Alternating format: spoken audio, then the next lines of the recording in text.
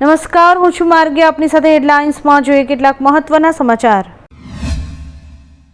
ટીએમસીમાં આંતરિક વિવાદ વચ્ચે બળવાખોર સાંસદ કાકોલી ઘોષે લોકસભા અધ્યક્ષ ઓમ બિરલાને મળી સંસદમાં અલગ બેઠક વ્યવસ્થાની માંગણી કરી છે. તેમણે નેશનલિસ્ટ સિટીઝન્સ પાર્ટીમાં જોડાવાની અને એનડીએ સાથે કામ કરવાની જાહેરાત કરી છે. બીજી તરફ ટીએમસીના નેતાઓએ મમતા બેનર્જીના નેતૃત્વને જ અસલી પાર્ટી ગણાવી છે. અભિષેક બેનર્જીએ પણ લોકસભા અધ્યક્ષને પત્ર લખી ટીએમસીને જ એક માન્ય પાર્ટી તરીકે સ્વીકારવાની માંગ કરી છે. ભારતીય સેનાએ બ્રિટિશ કાળની પરંપરાઓ નાબૂદ કરવા આર્મી યુનિફોર્મ્સ 2026 નામનું નવું મેન્યુઅલ બહાર પાડ્યું છે. આ ફેરફાર હેઠળ ઔપચારિક કાર્યક્રમોમાં પરંપરાગત બંદી જેકેટને મંજૂરી અપાઈ છે અને સેરેમોનિયલ બેલ્ટ હટાવાયો છે. મહિલા અધિકારીઓ સાડી અથવા કુર્તા સલવાર પહેરી શકશે, જ્યારે કે સ્લીવલેસ પર પ્રતિબંધ છે. ટેટૂની પણ મનાઈ કરાઈ છે અને મૂછોની લંબાઈ વધુમાં વધુ 12 સેન્ટીમીટર નક્કી કરાઈ છે.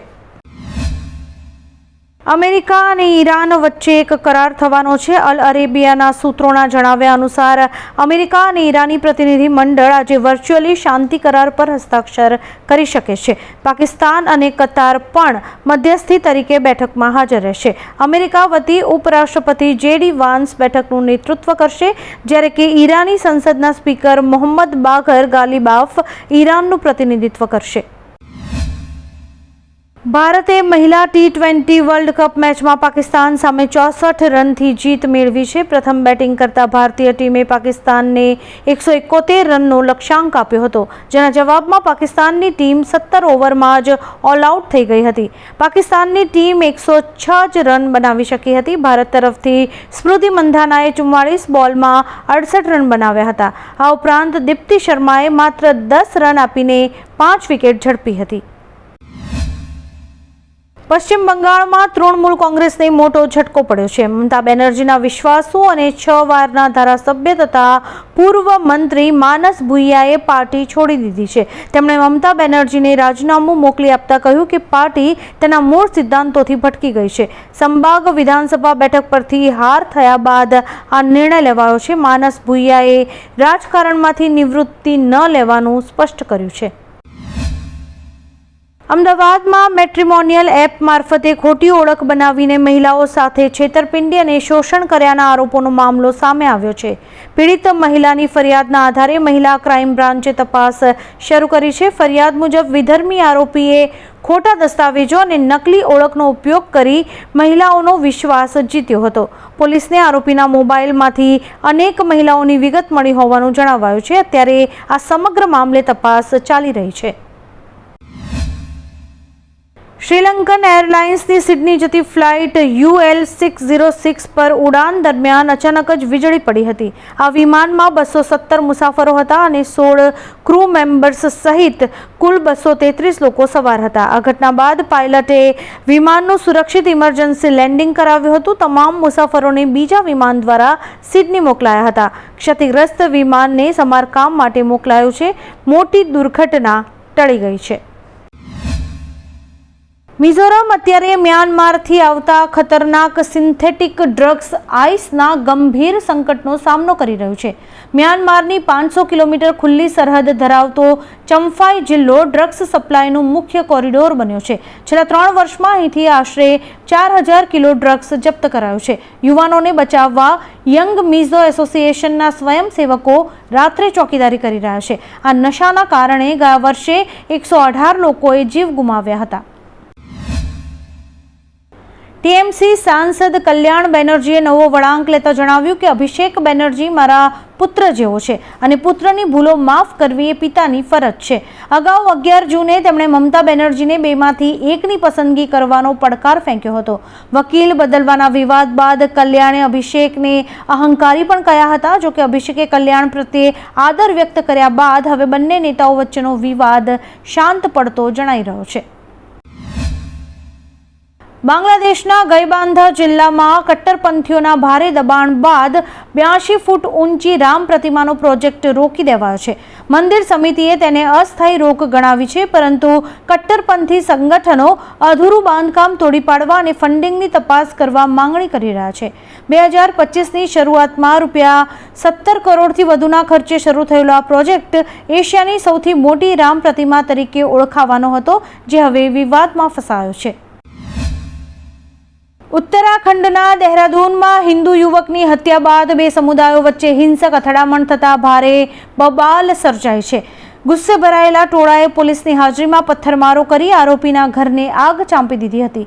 ખેતરમાં પાણી છોડવાના વિવાદથી શરૂ થયેલી આ હિંસા બાદ તણાવ વધતા પ્રશાસને ઇન્ટરનેટ સેવા બંધ કરી દીધી છે.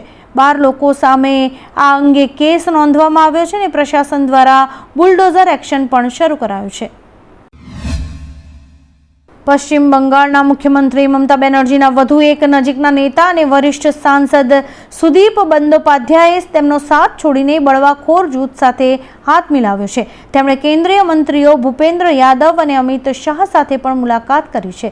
સૂત્રોના જણાવ્યા અનુસાર સોમવારે ટીએમસીના 28માંથી 20 સાંસદો લોકસભામાં અસલી ટીએમસીનો દાવો રજૂ કરશે, જેનું નેતૃત્વ અનુભવી નેતા સુદીપ બંદોપાધ્યાય સંભાળે તેવી પૂરી શક્યતા છે. અમેરિકા સાથેના પરમાણુ કરારને લઈને ઈરાનમાં ભારે વિરોધ પ્રદર્શનો શરૂ થઈ ગયા છે અને લોકોમાં શાંતિ સમજૂતી પ્રત્યે ગુસ્સો વધી રહ્યો છે. વિદેશ મંત્રી અબ્બાસ અરાઘચી અને સાંસદ ગાલિબાફ વિરુદ્ધ જોરદાર સૂત્રોચ્ચાર થઈ રહ્યા છે. દેશના લોકો બે જૂથમાં વહેંચાઈ ગયા છે, જેમાં કેટલાક ડીલના સમર્થનમાં છે, જ્યારે કે અન્ય લોકો સુપ્રીમ લીડર અને તેમના સાથીઓ પર થયેલા હુમલાનો બદલો લેવા માંગે છે. બ્રાઝિલમાં બંજી જમ્પિંગ દરમિયાન સુરક્ષા સ્ટાફની ઘોર બેદરકારીને કારણે એક હૃદયદ્રાવક અકસ્માત સર્જાયો છે.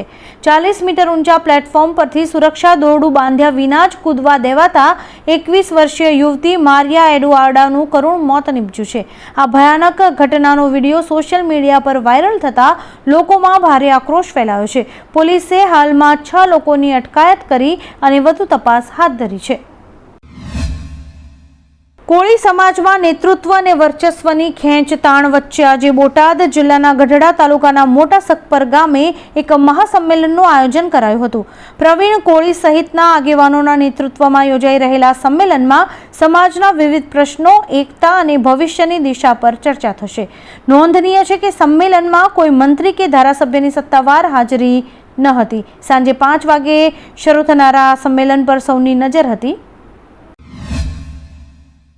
મહારાષ્ટ્ર રાજકારણમાં ફરી એકવાર રાજકીય ભૂકંપના સંકેત છે. ઉદ્ધવ ઠાકરેએ આજે માતોશ્રી ખાતે તમામ સાંસદોની ઇમરજન્સી બેઠક બોલાવી હતી, પરંતુ બેઠક શરૂ થાય તે પહેલા જ શિરડી સાંસદ ભાવસાહેબ વાગચોરે સંપર્ક વિહોણા થઈ ગયા હતા. તેમનો ફોન બંધ હતો અને પીએ પણ ગાયબ હતો. બીજા બે સાંસદો સંજય જાધવ અને નાગેશ પાટીલ અષ્ટીકર પણ ગેરહાજર રહ્યા હતા. ઉદ્ધવ જૂથના 7 સાંસદો એકનાથ શિંદેના સંપર્કમાં હોવાનો દાવો કરાઈ રહ્યો છે. ગુજરાતમાં ખેડૂતોનું આંદોલન વધુ ઉગ્ર બન્યું છે. 15મી જૂને યોજાનારી કિસાન અધિકાર ટ્રેક્ટર યાત્રા અંતર્ગત સુરતના ઓલપાડથી મોટી સંખ્યામાં ખેડૂતો ગાંધીનગર જવા નીકળ્યા હતા, પરંતુ ભરૂચના અંકલેશ્વર પોલીસે યાત્રાને અટકાવી દીધી અને ખેડૂત સંઘર્ષ સમિતિના આગેવાનોને અટકાયતમાં લઈ લીધા છે. આગેવાનોએ પોલીસ સ્ટેશનમાંથી જ ખેડૂતોને 15 જૂને ગાંધીનગર પહોંચવા અપીલ કરી છે.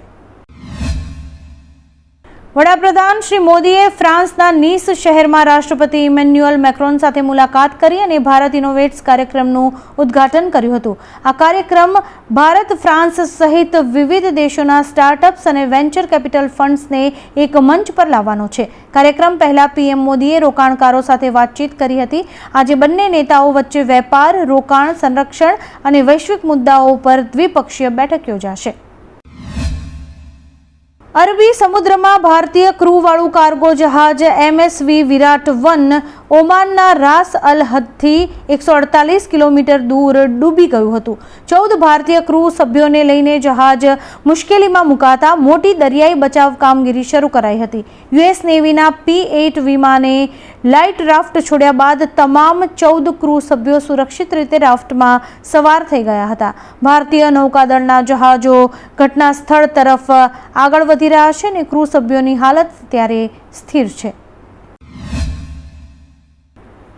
દ્વારકામાં અરબી સમુદ્ર તોફાની બન્યો હતો. ભારે પવનને કારણે ગોમતી ઘાટ અને લાઇટ હાઉસ વિસ્તારમાં તીવ્ર કરંટ સાથે 15 થી 20 ફૂટ ઊંચા મોજા ઉછળી રહ્યા હતા. કોઈ અકસ્માત ન થાય તે માટે ગોમતી ઘાટમાં સુરક્ષા જવાનો તૈનાત કરાયા હતા.